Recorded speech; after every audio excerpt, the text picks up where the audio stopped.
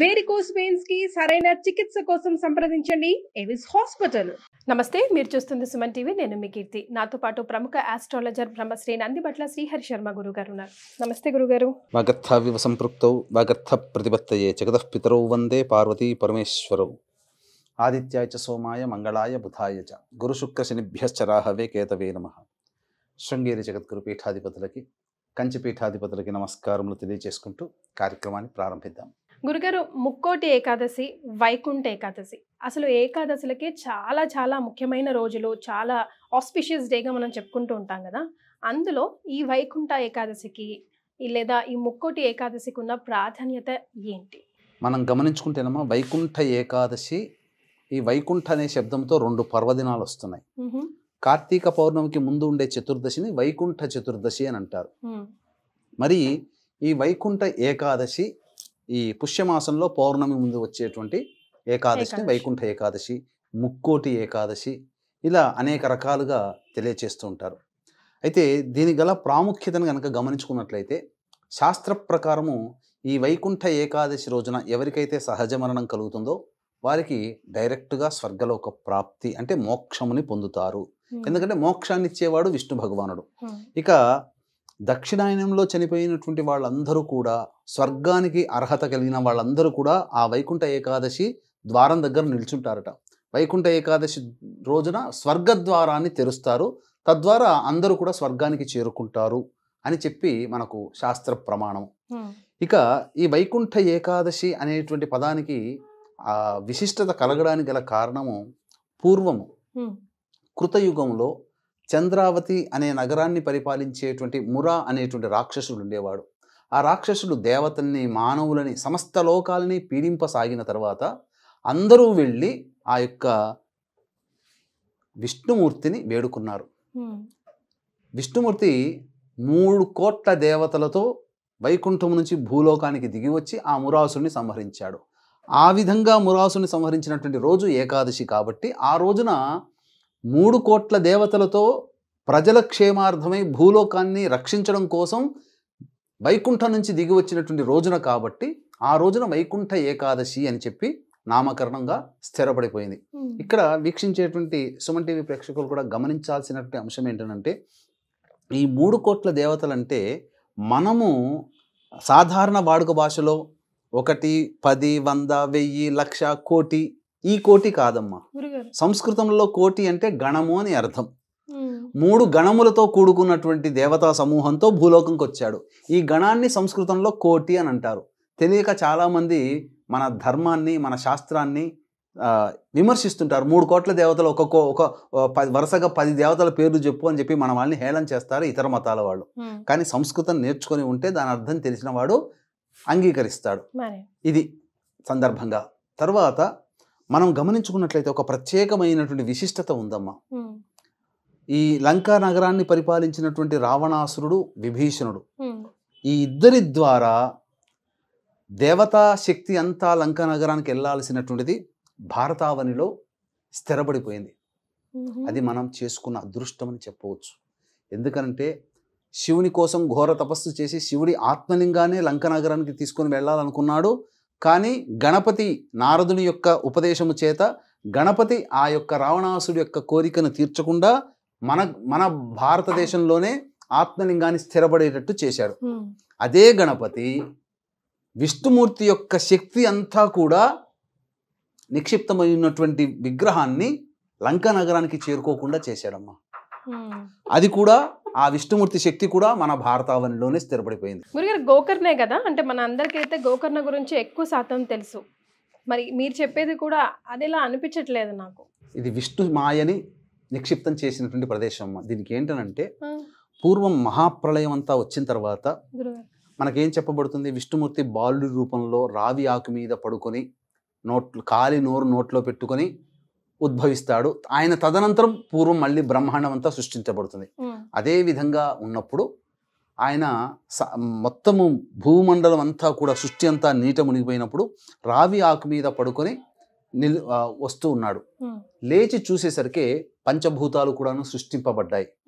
ఆ తదనంతరం ఆ స్వామి యొక్క నాభి నుంచి కమలం ఉద్భవించడం, ఆ కమలంలో బ్రహ్మ జన్మించడం, ఇవన్నీ జరిగిపోయాయి. మ్మ్. ఇక సృష్టి కార్యం మొదలు పెట్టాలి కదా. మరి బ్రహ్మ సృష్టి చేయాలనుకున్నప్పుడు ఆయనకు అన్ని శక్తులు కావాలి, అంత జ్ఞానము రావాలి. కాబట్టి సమస్తం ఈ యొక్క సృష్టిలో ఉన్నటువంటి సమస్త విజ్ఞానములు కానీ వేదములు కానీ అన్నీ ఆ యొక్క విష్ణుమూర్తి ఉపదేశం చేశాడు. కానీ ఆయన ఉపదేశం చేసినటువంటి జ్యోతిష్య భాగం మాత్రం బ్రహ్మదేవుడికి అర్థం కాలేదు.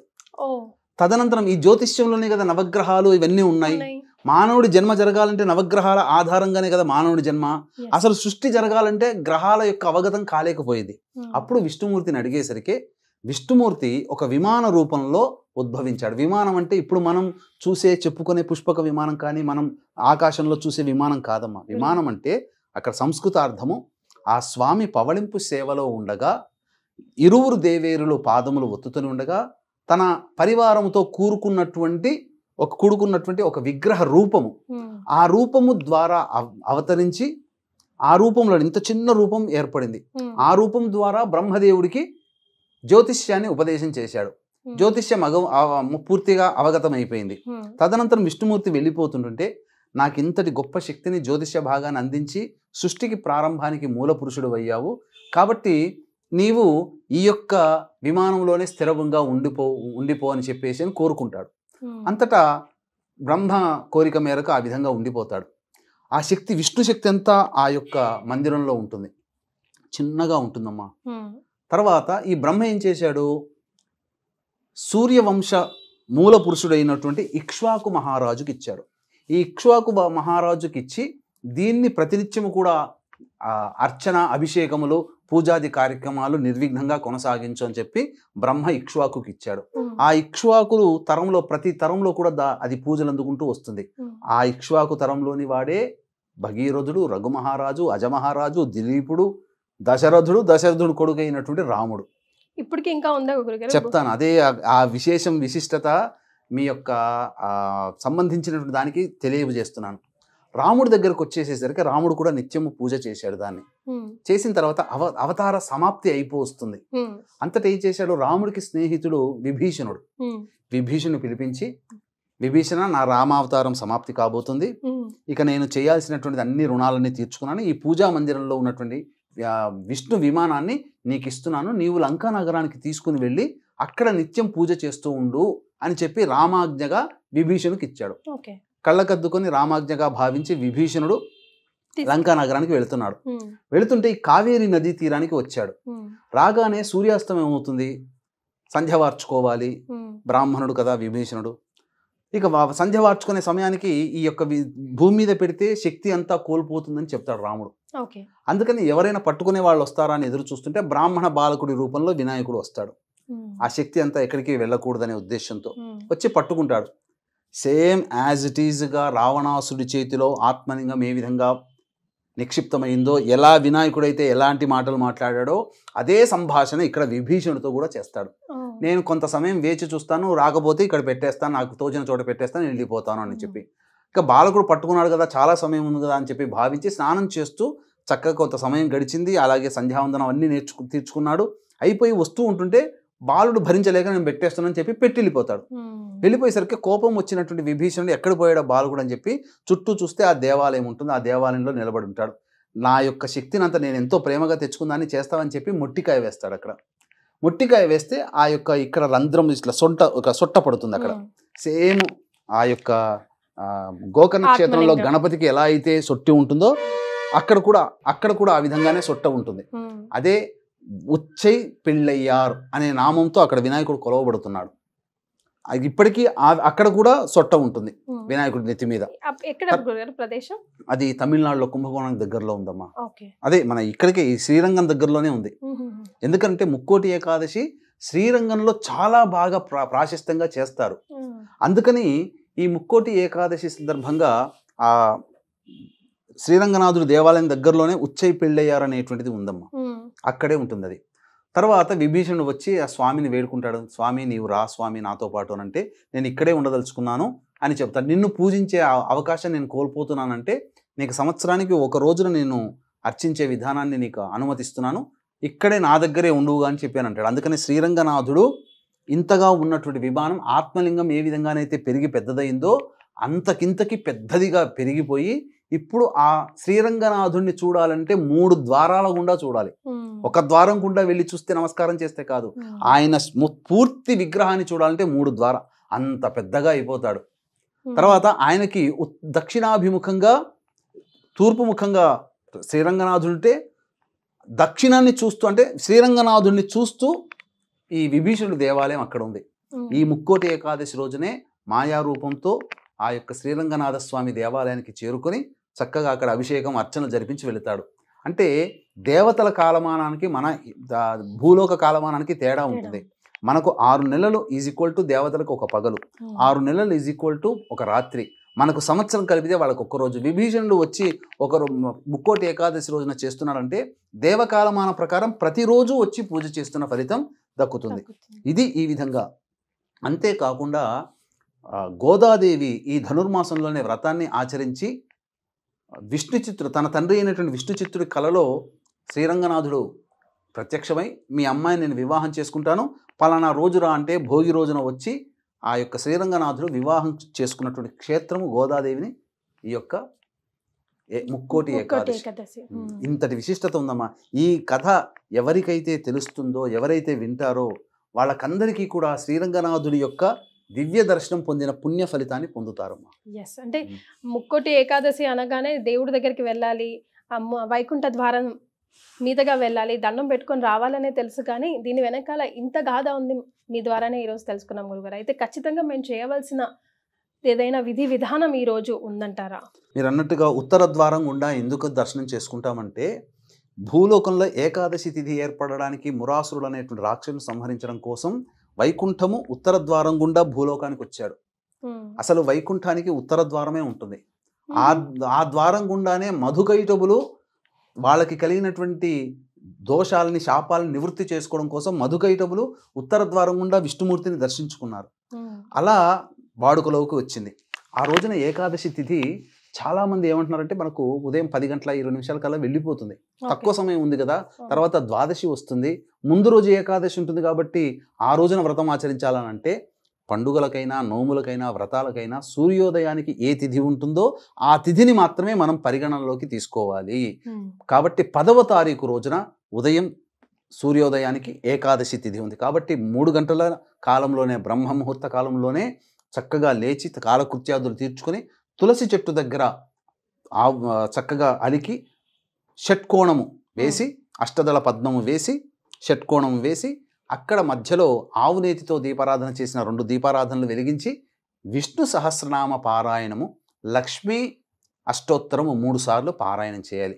తదనంతరం దగ్గరలో ఉన్నటువంటి ఏదైనా విష్ణు దేవాలయం, లక్ష్మీ నరసింహస్వామి కానీ, కృష్ణ మందిరం కానీ, రామాలయం కానీ, అలాగే వెంకటేశ్వర స్వామి దేవాలయం కానీ ఏదైనా విష్ణు సంబంధమైనటువంటి దేవతా మందిరానికి చేరుకొని అక్కడ కల్పిస్తున్నటువంటి ఉత్తర ద్వారం గుండా వెళ్ళి స్వామివారిని దర్శించుకొని ఇంటికి తిరిగి రావాలి. ఇదంతా 10 గంటల లోపల చేసుకోవచ్చునమ్మా.